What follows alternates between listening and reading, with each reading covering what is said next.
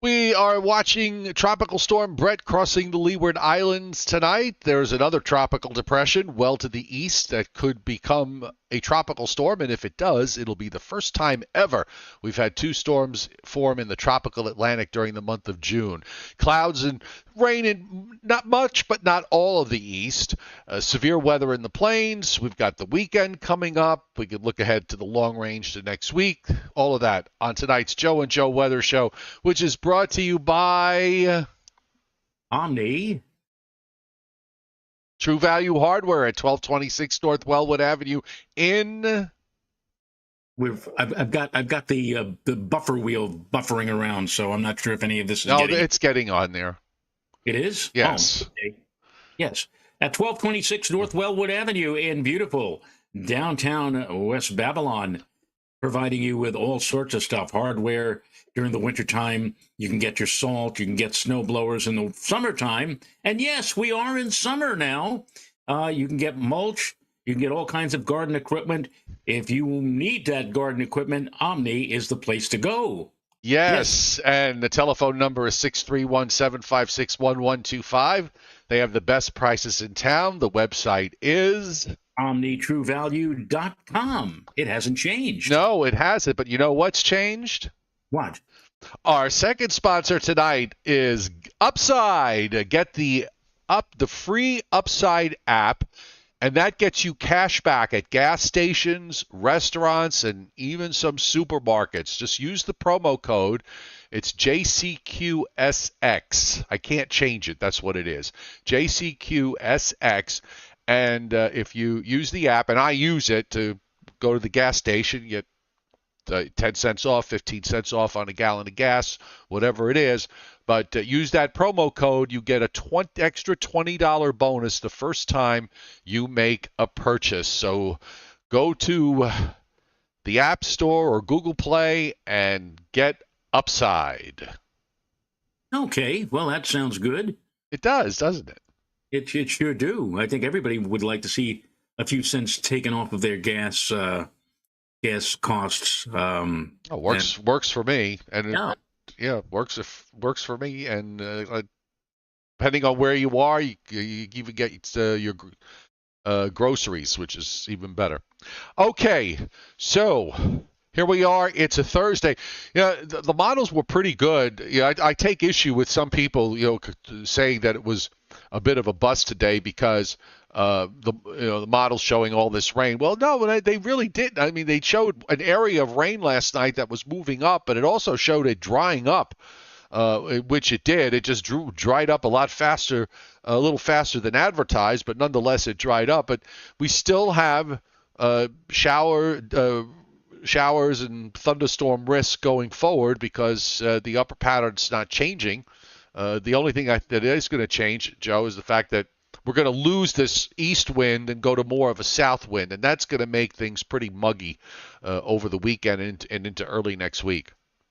Well, I think that not a few people will take issue here in the immediate tri-state area with a couple of the weathercasters, and maybe more than just a couple. I mean, I saw last night on at least two TV stations in the New York area, the local weathercasters warning everybody that you may want to leave a little earlier tomorrow morning or Thursday morning because the future casts were showing that there was a significant band of possible heavy rain and showers that would be impacting the morning commute. And I'm saying to myself, watching this last night, I said, well, maybe when I take the dog out, that's my job now, first thing in the morning, I'm going to need to grab an umbrella. The last thing I'd like to do is go traipsing around with the dog with an umbrella while it's pouring rain. But guess what? Not only did we not get a single drop of rain today, Joe, the east winds, which were supposed to hold temperatures in the 60s, up even where I am, well, guess what? It got all the way up to 76 degrees where I was. Did the sun did the sun break out by you because yes, the cloud line just kind of shut off just north of New York City? And if you remember yesterday, I was lamenting the fact, like, oh darn it, if it rains as much as it should in the early part of the day, then all of that is probably going to wet the grass, and I won't be able to do the lawn. Well, guess what? You got to do the lawn. I got Oh, to do the pshaw, lawn. pshaw. Yes, yes, yes. Oh, good Lord. Well, you know what? It had to get done, so. It did. It did. And I it was happy to did. get rid of. I mowed all the. I mean, I know it's only temporary because it's all going to come back in about 3 or 4 days. But as I'm on that tractor mower and going up and down my lawn, I'm saying, "Take that, Clover! Take that! Go get him!" So. Okay, Oliver. Welcome tonight to everybody on the chat board, to the Joe and Joe Weather Show, and to those of you who are watching in the background, welcome as well. Monday through Thursdays, we're on at 7:35, and we're on Sundays at 11 a.m. Hit the subscribe button and turn your notifications on so you don't ever miss one of our informative programs. At least we hope they are. And I've got the surface map up. And one thing I've noticed right off the bat at 21Z, unlike yesterday when you had those easterly isobars, and there were a couple of them, they were there this morning, that high is pulled out way out.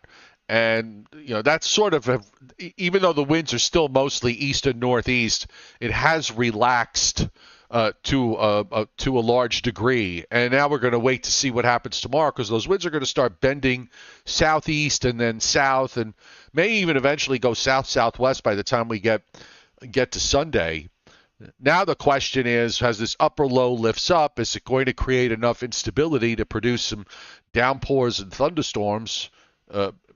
I kind of think this is one of those instances that location is everything. So there are going to be places that are going to get them. There are going to be places that are going to get some of them. And then there might be places tomorrow that might not get anything at all. I think this is just the nature of what we're dealing with. And, here's semantics problems. They're all saying locally here. Yeah, there are showers during the weekend. Yeah, we do have showers in the forecast for each day, Friday, Saturday, Sunday, but it's not going to be a washout. It's not going to be, and I'm saying to myself, wait a minute now. If I have, something out there planned, it's like 3 o'clock in the afternoon, and I just happen to get one of these sporadic showers passing by with the high dew point levels. I mean, like 80 degree temperatures and 70 dew point. I mean, like, the air is just going to be chock filled with moisture. And even though maybe for the entire day, it doesn't rain except for that 15 or 20 minute period around, let's say, 3 o'clock. And during that time, I get a quickie half or 3/4 of an inch of rain from a downpouring. I'm sorry. I know it's only 15 minutes out of 24 hours, but as far as I'm concerned, that's a washout. Yeah. Well, see, I always view that as the risk of the time of year, and in my mind, when somebody says washout, I think of an all-day rain. So I don't know. I'm sure that's what they were thinking of. Right. I don't think of it as a sporadic event, but I understand your point. If you happen to be unlucky enough that it ruins whatever you're doing, yeah, it's going to be a problem. Well, get it, Joe. I mean, at 4:30, let's say I have a barbecue at 4:30, and at 2 o'clock, it pours cats and dogs for 20 minutes at 2 o'clock in the afternoon. It's a couple hours before my guests are going to be arriving or before the party out there is going to be. And what happens? Everything is soaked now. And everything is who wants to be outside?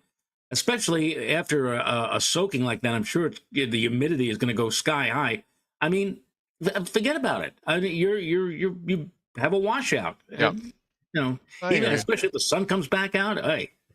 Well, yes, and there were some areas did get showers in the east today. I certainly did here in northeast Georgia, but I'm looking forward to tomorrow because my chances are low, and I'm looking even more forward to Saturday because the chances are very low, and I'm going fishing Saturday morning in Lake Nottely on the boat.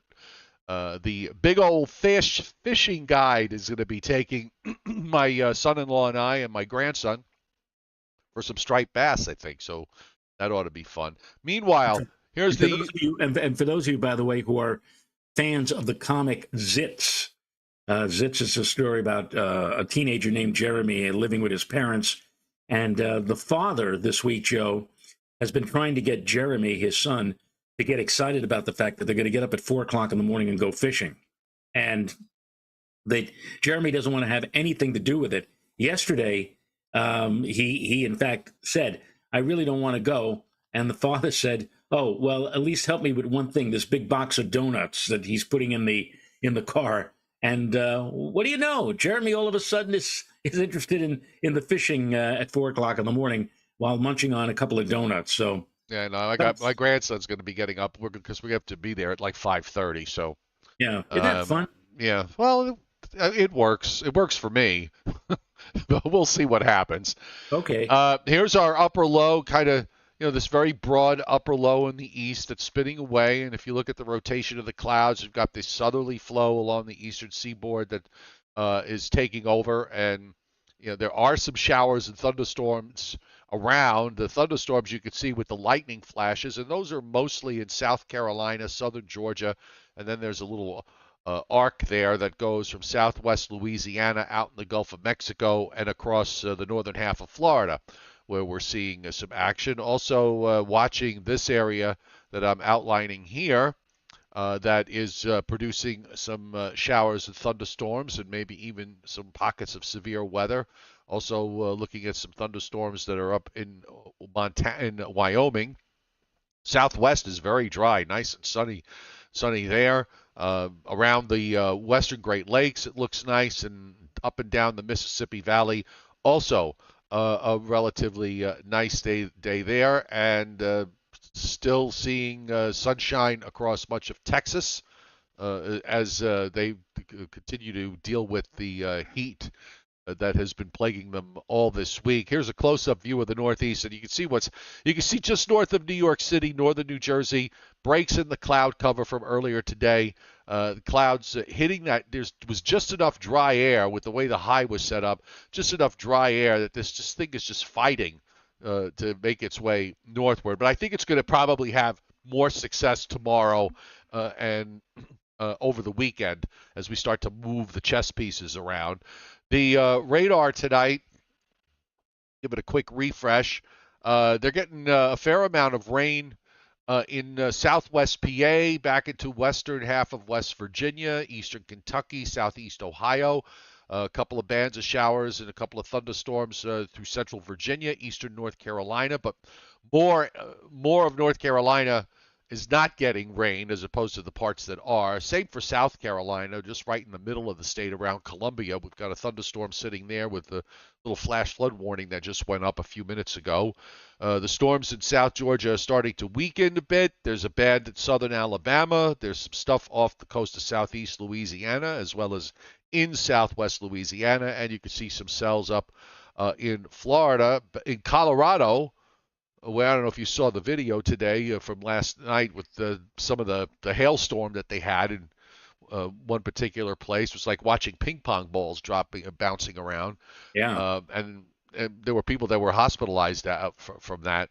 But you see there are some pockets of severe thunderstorm warnings northeastern New Mexico, in central Oklahoma, northeastern Colorado, couple of severe thunderstorm warning just east of Denver, a couple of them with a flash flood warning that just went up, and also into southeastern Wyoming. Just as a reminder, folks, it's 7:50 p.m. Eastern time, so I always like to say, obviously, if you're watching this on a replay, the satellites and radars are dated. So please go to weather.gov to get the latest weather information regarding severe weather, should it be impacting your neck of the woods. SPC, this is tonight, and we have the western plains from south to north at a slight risk with an enhanced risk in eastern Wyoming, western Nebraska, and southwestern South Dakota. That is coming with a 5% tornado risk there, and also a 5% tornado risk in northwest Texas, places like Amarillo and just north of Lubbock, inside that particular risk zone. Tomorrow, we're looking at general thunderstorms indicated up and down the East Coast, severe weather in Iowa, western Missouri, and easternmost portions of southeast South Dakota, easternmost Nebraska, easternmost Kansas, northeast Kansas, the corner there that includes Kansas City. If I do know my geography correctly, Kansas City is in the slight risk, but Topeka is just outside of the slight risk, and they're in the marginal risk, and that is for day 3. So that is for day 3 is Saturday into Sunday, right? And if you go with day 4, I think the Yeah, area that they right, outline in if the area that's outlined in day 4 which I is have on probably the screen now. an extension of what you're seeing for the slight chance on day 3, just pushed a little further to the east. Yes, central and southern Indiana, western Kentucky, southeastern Illinois, in that 15% possibility, and that corresponds to potential for a slight risk. WPC hasn't really backed off that much on the rainfall, Joe. They're still showing 2 and 3 inch plus amounts. Even a little hatched area there of orange, they're showing 5 inches in the Catskills and parts of northeastern Pennsylvania between now and next Thursday night. We're talking about weather systems here. We're going to probably see chances for rain tomorrow, Saturday, Sunday, Monday, and Tuesday of next week for sure, possibly even into Wednesday, depending on how weather systems get out of the way. It's letting up in the southeast, mostly anywhere from a half inch to some pockets of an inch and a half, like in eastern North Carolina, southeastern Virginia, and several inches of rain being indicated across much of Montana, much of the Dakotas, into much of Minnesota. So kind of busy up there in the northern plains and reaching almost to about where Lake Superior is over the next 7 days. So it looks fairly wet there. So nothing. I didn't notice anything really that's changed in the overall scheme of things, the way everything is going to be playing out in the coming days, Joe. This upper low is going to take its sweet time. You see it here tonight, just sort of lifting up slowly up into Ohio, and then starting to open up a bit and move eastward on Saturday, reaching the coast Sunday afternoon. And then, of course, you've got this next upper low diving down into the Great Lakes, and that looks to push through a cold front here, or at least first an upper trough and then maybe a cold front Monday and Tuesday. I still hold that there's enough depth here with this upper low and the shortwave that's involved here that I think we're going to probably see some severe weather out of this somewhere, and it could be up and down the eastern seaboard. Well, the air certainly is going to be juicy enough for warranting the possibility of severe weather, and we'll just see how it all plays out. As I said yesterday, based upon and I haven't had a chance to look at it today, but the long-range GFS tabular information, the GFSX, was talking about from Friday through the weekend and into early next week, dew points in the lower Hudson Valley around White Plains of 65 to 70, with daily ambient air temperatures close to 80. And, you say to yourself, well, 80 degrees, that's not worth, turning on an air conditioner. Or whatever. But believe me, if the dew points are as high as 70, that's going to make people want to turn on the air conditioning, just because it's an icky and sticky type of environment. I got dew points in the 50s over me tomorrow, which is nice. Yeah, brag. Yes. But you'll be seeing your dew points climbing up into the 60s tomorrow, and then Saturday, well up into the 60s for Saturday and for Sunday, and also for Monday, seeing dew points in the 60s, even a couple of 70-degree dew points showing up in a few places, and still holding on to some dew points in the 60s on Tuesday before Wednesday. Try to get a little bit of drier air. There's a lot of dry air that comes down into the Great Lakes and the Ohio Valley, but I guess because the trough gets hung up a bit, that second trough gets hung up a little bit, the drier air has a tougher time reaching the coast. And you can see on the upper air picture here. I'm gonna widen this out so folks that are living in other parts of the country can see what's going on.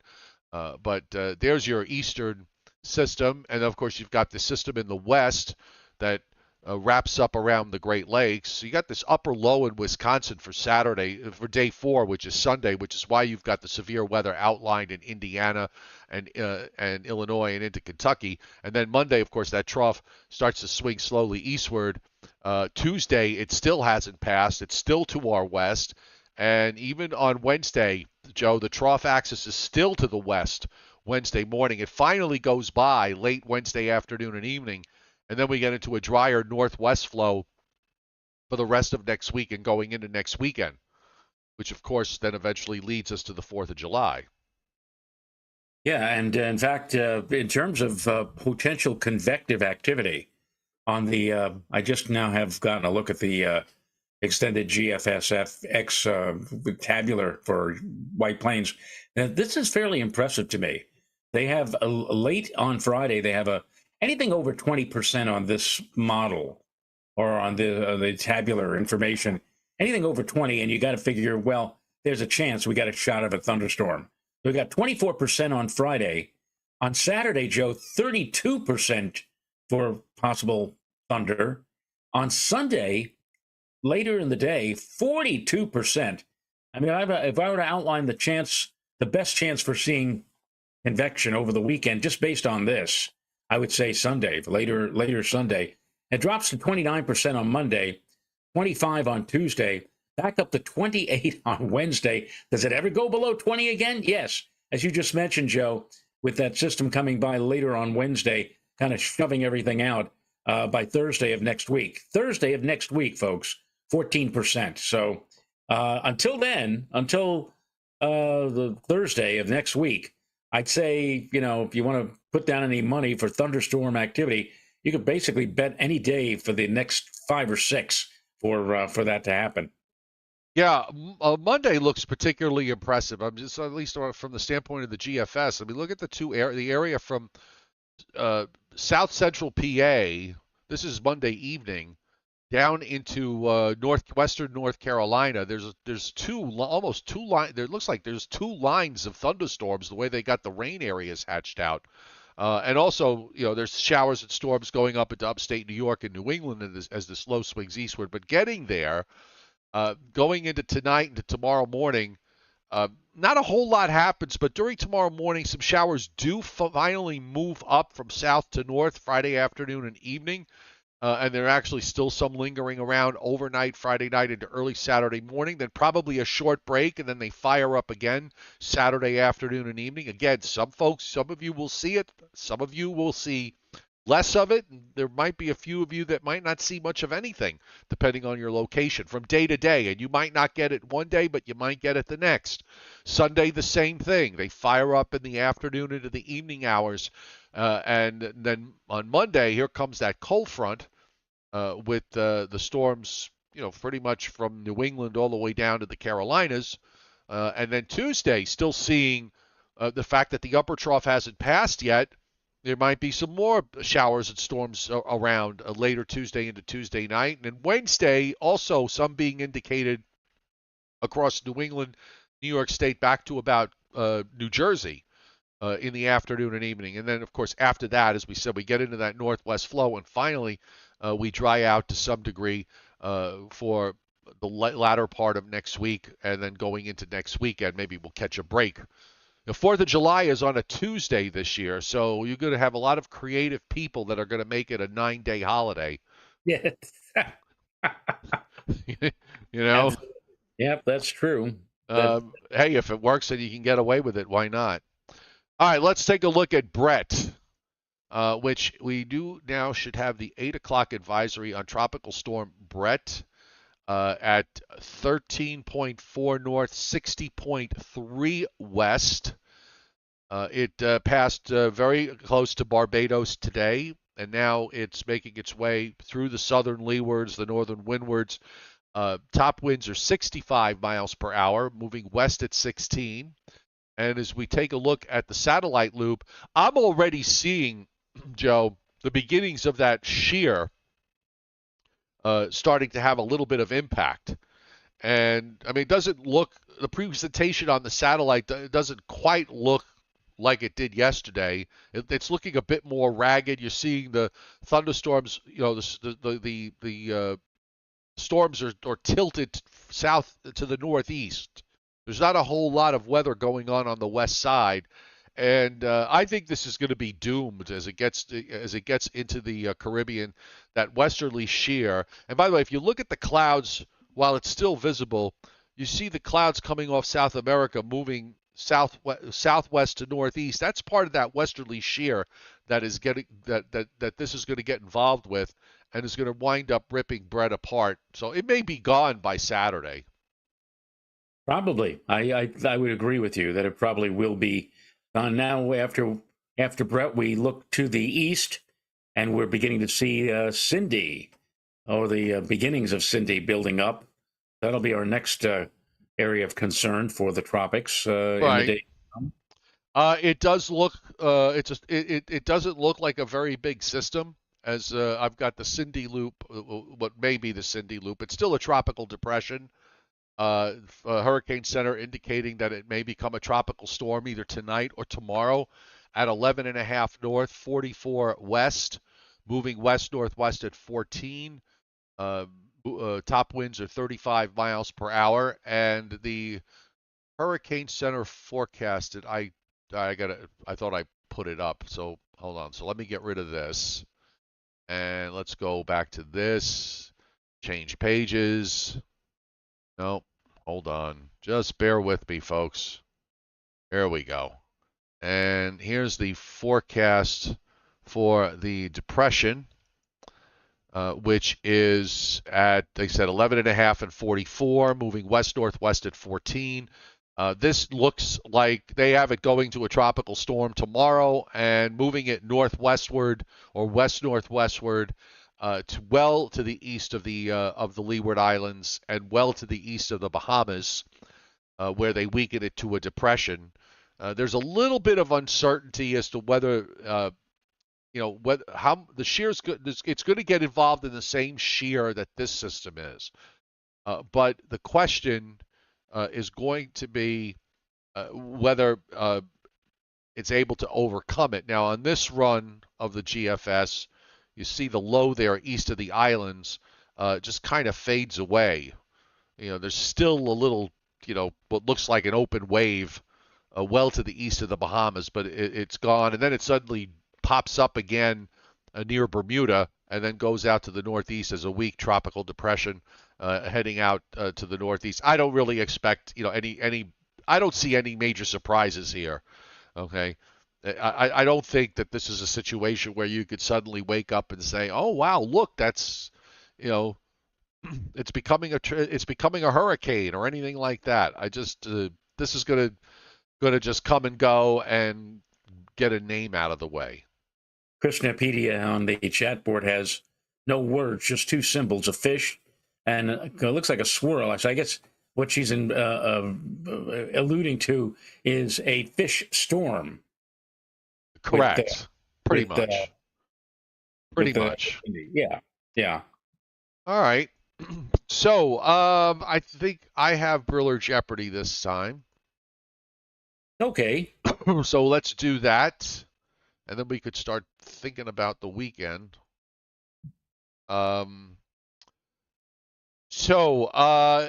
So here we go, folks. It's Briller Jeopardy time. So stand by. Put on your thinking caps. Who used to say that? What show was that from? What kids show where they used to tell you to put on your thinking caps?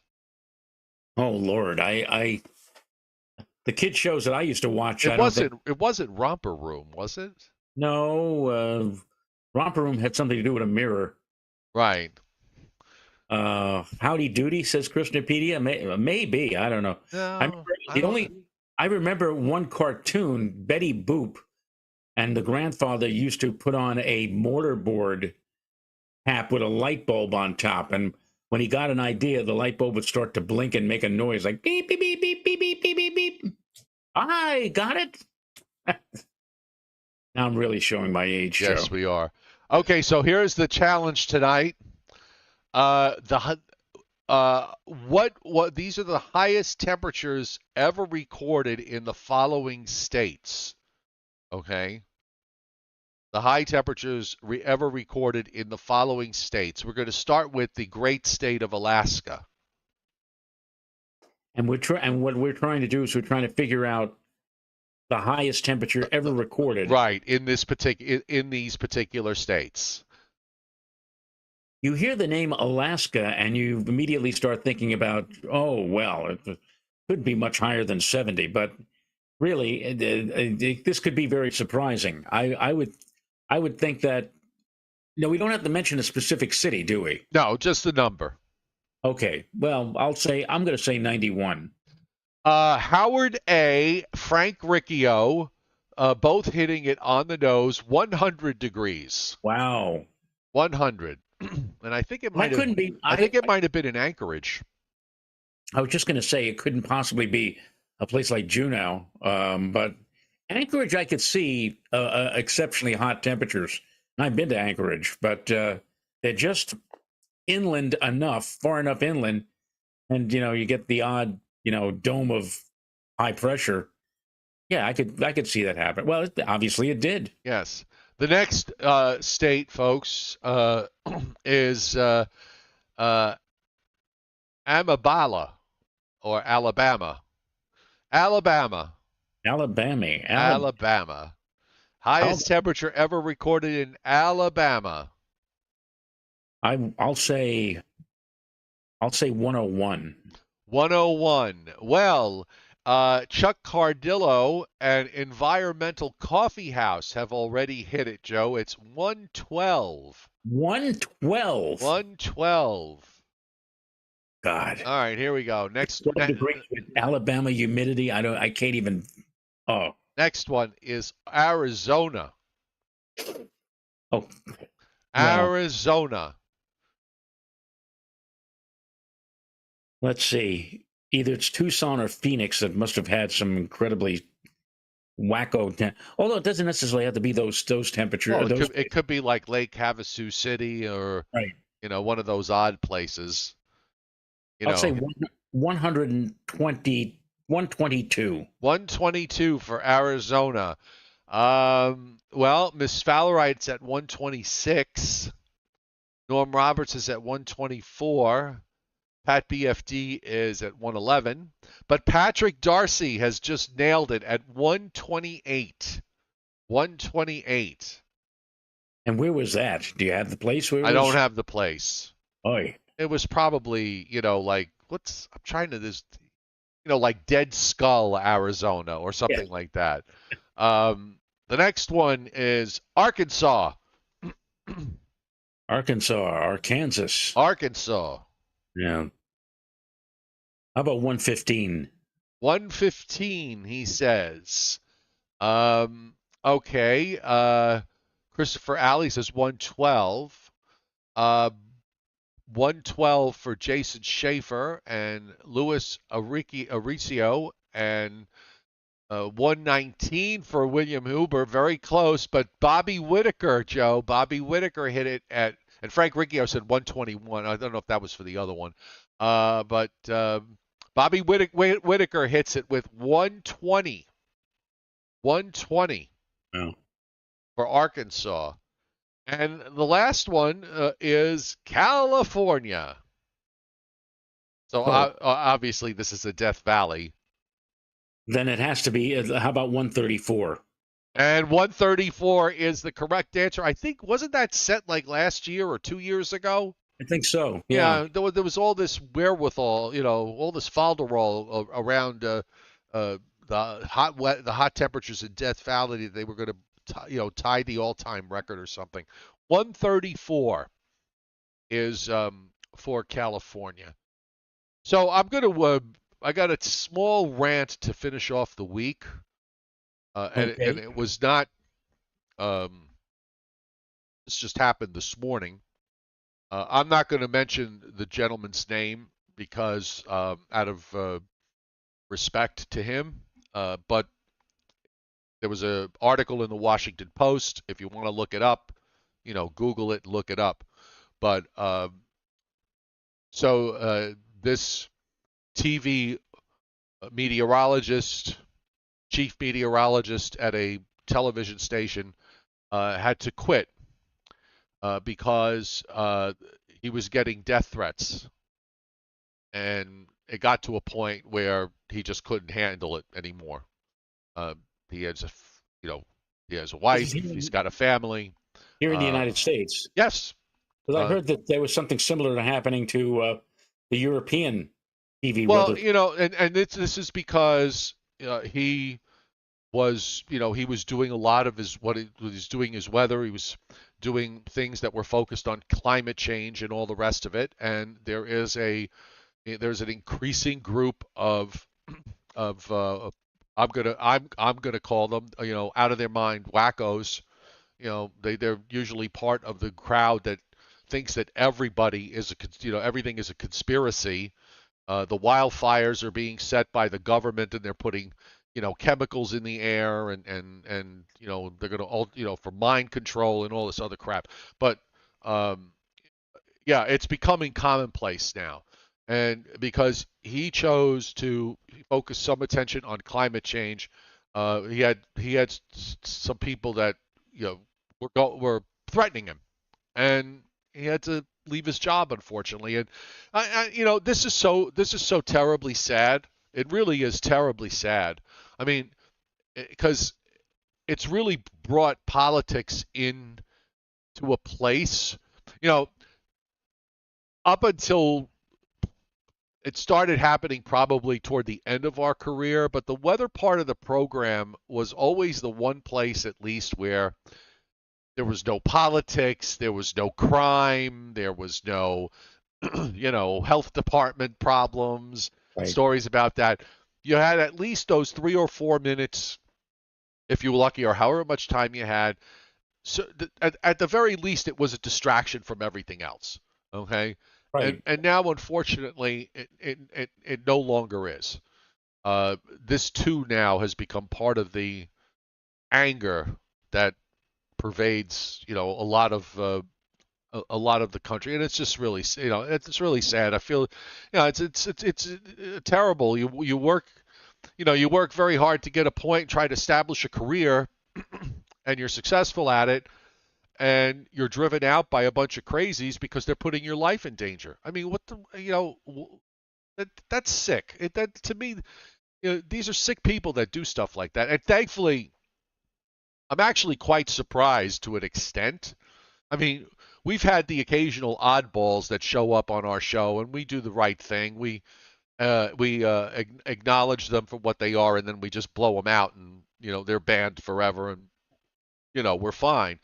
And we've got a great audience. You should be able to have conversations, whether you agree or disagree with them. You should be able to have open, civil conversations, and it's getting more and more difficult for most people to be able to do that. At least here, we're able to keep it that way. And for me, it's a goal to try to make sure it always stays that way. This should not be a place to come to cause trouble. And, knock on wood, everybody behaves themselves and plays nice in the sandbox. But I wanted to just say something about it because it's just so terribly, it's sad, it's frightening. It's you can come up with a whole long list of adjectives to describe what this is, and it really just shouldn't be. It's a shame that it is this way, but it really shouldn't be. I've often said that the weathercaster, be it a meteorologist or somebody who is not a meteorologist but having the data or information fed to him or her, is the most popular on the nightly newscast. And I think the reason is that you come to realize the people who are the news anchors and even the sports anchor are all pretty much sitting there looking at the camera and reading off of a teleprompter. 90% of what you see on a newscast for those particular individuals has been all scripted, and they're just reading right off. The only one that doesn't have or doesn't use a teleprompter and is talking to you, the television viewer, one-on-one, is the weathercaster, the meteorologist. And sometimes he might say something that he shouldn't have said because it just slipped out because he's saying it off the top of his head or whatever like that. But in some ways, this makes, I think, the weathercaster, again, the most popular on the news staff. And also keep in mind, he's the only one, or she's the only one, who physically gets up from behind the desk and walks over. Basically, they're doing a PowerPoint presentation for you when they're doing the weather forecast each night. And you watch these people each night or during the morning hours, and they become friends. They become your friends. And that's why I think a lot of people gravitate to weather and enjoy the weather. And the fact that if they're trying to educate people by talking about such things as climate change or global warming or something else, and are being attacked for it by people who just But are too stupid, well, it's dumb. They don't the, want to believe the sad thing is that these people, and you see it all the time. Everybody's when something happens, whatever it is, uh, we you have a group of people come out and they're suddenly experts. They're experts in disease. They're experts in medicine. They're experts in crime solving. Now, of course, today with the what happened with the thing that went down to go see the Titanic, now everybody's an expert on how that may have imploded or exploded or whatever it did. I mean, there's a whole group of people that social media has empowered, uh, and they've given these people. I mean, they really think they know everything about everything, and they know, and the reality is they know nothing about nothing. They're narcissists, Joe. They're narcissists. They they uh, they basically say these things because what they're really trying to do is they're saying to someone who's listening, you have to listen to me because I have this piece of information that nobody else has, and I'm going to tell it to you. So you need to listen very closely because I have the real truth. Okay, I have the information, right. and the reality is that they have zero. They have zero. Well, we And have a friend, a mutual friend, and many people on the chat board know of him, Bill Corbell, who for many years was the meteorologist on the Rambling with Gambling radio show here in New York on WOR, and then later became very popular as the chief meteorologist at News 12 on Long Island. And Bill was badgered endlessly by people who were into the chemtrails situation. oh, that's just it's just And they're trying to, that just blows my mind. It and really does. Bill told me, it says one guy said, we're just trying to educate you. And I'm saying to Bill, I said, educate you? That how many years were you a meteorologist in the Air Force? You actually forecasted the weather for Air Force One for several years. I mean, and Bill is a very knowledgeable person. And these people are trying to, quote, educate him on the chemtrails and the true meaning of what because they know, Joe. That's the thing. yeah. That's in their minds. It's like I know what the real truth is, and these people are nuts. They're nuts, and some of them are. Uh, I would say probably most of them are nuts, but harmless because they're not going to really act on that. But then you've got a bunch of people. You've got more than just a few people who say this stuff and then they want to act on it. Yeah. And as a result, you get what's happening here now with weather people getting phone calls and getting doxxed and getting death threats and all the rest of it. I there's me, and you've heard me more than a few times taking whenever they occasionally show up on the chat board. I call them for the idiots that they are, and I think that I think one of the things that sometimes I get if I'm in a public setting and these topics come up, I'm very hesitant to to say, what you're saying is just stupid, all right, and you're a moron, but because that's a tough thing to say to somebody, and most decent people don't want to call somebody else a moron.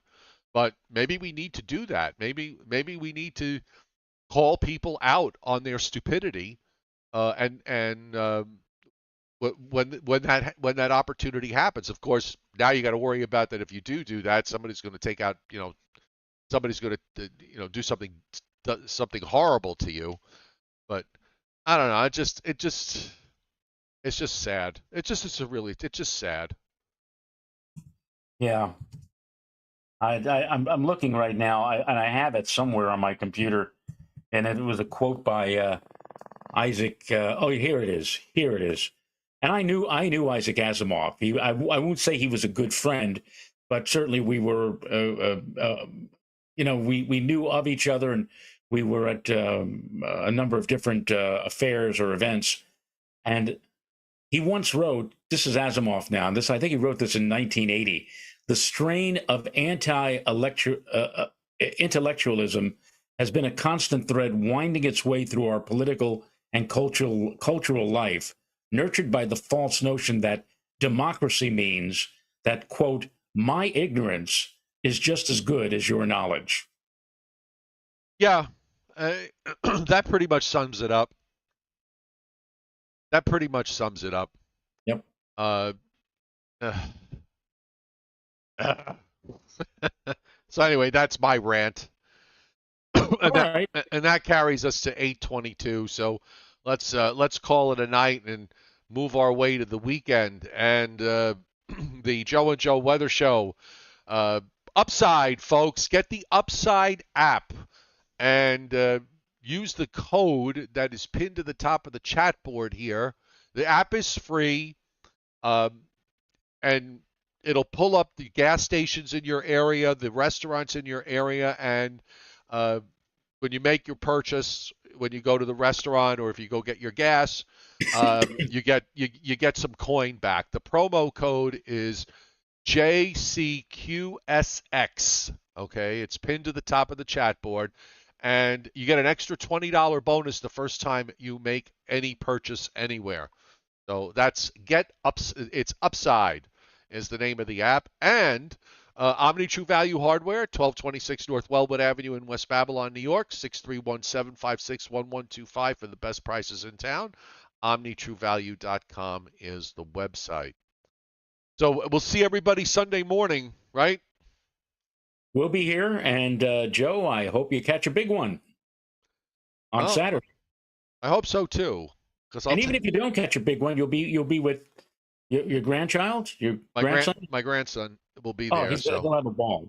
Yeah. I remember as a very young age, my Uncle Bob used to take me in the wee hours of the morning. Actually, he and my father and a bunch of other people, we go out to, believe it or not, this has nothing to do with Omni, but we went to Babylon. We got a boat, went off of Babylon, and we used to go fishing, and we used to catch all kinds of stuff, fluke, And there's nothing more exciting to a 5 or 6 or 7-year-old than to see this big flat fish suddenly emerging from the water. Oh, yeah.